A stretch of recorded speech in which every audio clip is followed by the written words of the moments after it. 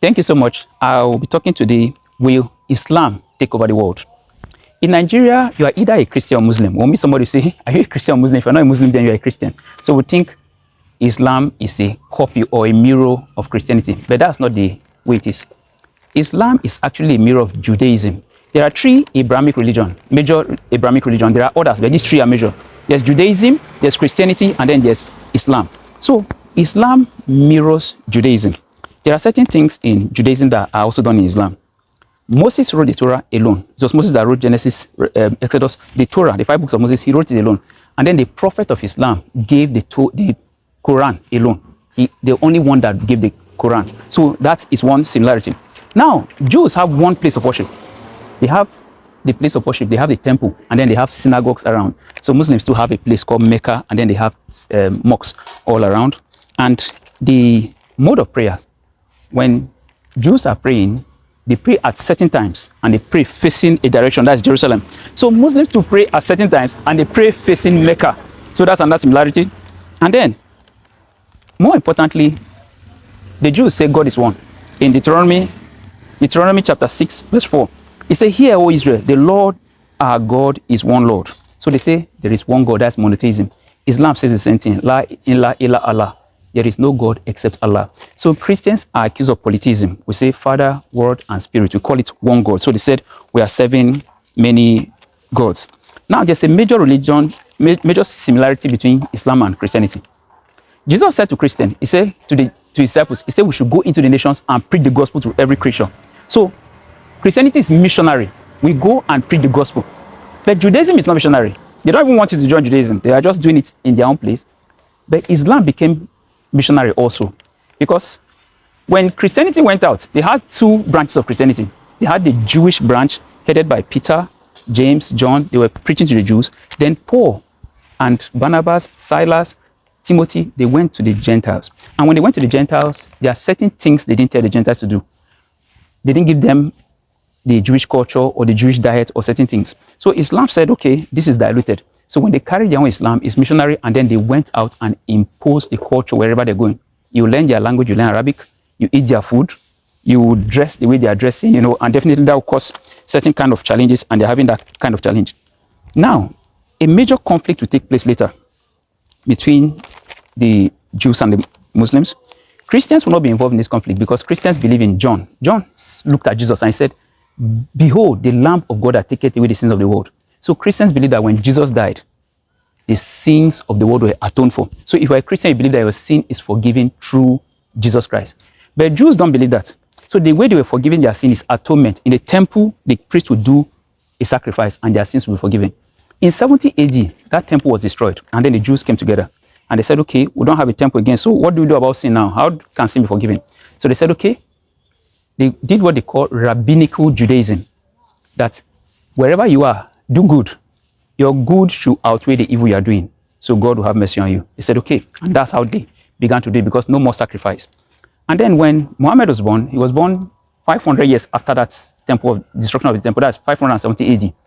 And then when he started his own religion too, he said, okay, same thing, do good. Let your good outweigh the evil you are doing, and then you would have peace with God. But this is not for long. The Jews did that temporarily, because they know that after 2,000 years, they will come back into Jerusalem, according to what the prophet said. In Hosea chapter 6, verse 1 and 2, he said, come and let us return unto the Lord. He said, at a certain point in time, they will say, come, let's return back to God. For he has torn and he will heal us. He has smitten and he will bind us up. After 2 days, he will revive us. They said there will be a revival after 2 days. That's a day is like 1,000 years before God. So after 2,000 years, there will be a revival. In the 3rd day, he will raise us up and we shall live in his sight. On the 3rd day, that is in the next 1,000 years, there will be a resurrection. So there will be a revival and there will be a resurrection. So whenever Israel come into that land, they build a temple. The first time they came out of Egypt, they spent 430 years in Egypt. They came out and then they erected a temple. After a while, Solomon built a temple and God filled that temple. Later, Nebuchadnezzar took them to Babylon, 70 years, and then they came back. And after a while, Zerubbabel built another temple. And then the Romans destroyed that temple in 70 AD. They scattered into the world, and now they are back. And after a while, what will happen? They will build the 3rd temple. Now, this is where this actually gets interesting. Islam has 3 holy sites. What they call holy sites. One is in Mecca. The second one is in Medina. That is in Saudi Arabia. The third one is outside of Saudi Arabia. The Prophet had a vision. The Prophet of Islam, he had a vision, or maybe physically or a vision in the night. A winged creature took him from Mecca all the way into Israel, into Jerusalem, and upon the Temple Mount. And then he ascended into heaven and did certain things, came back from the Temple Mount, and then went back to Mecca. So the third holy place is the Temple Mount in Israel. So they have Mecca, they have Medina, and then they have the Temple Mount in Israel. That's the third holy place. And when that happened, they built a monument there. It's called Dome of the Rock on the Temple Mount to signify how the Prophet ascended. And there's also a mosque they're called Al-Aqsa Mosque. So this will lead to the final battle. Who controls this Temple Mount? In Islam, they speak of a great Mahdi. It's called Imam al-Mahdi. He's hidden now, and then he'll be enlightened, and then he will rise and bring a revival and rule for 7 years. So he's 40. When he's 40, he'll be around for 40 years. He's around now. He'll be enlightened, and then he will rule for 7 years.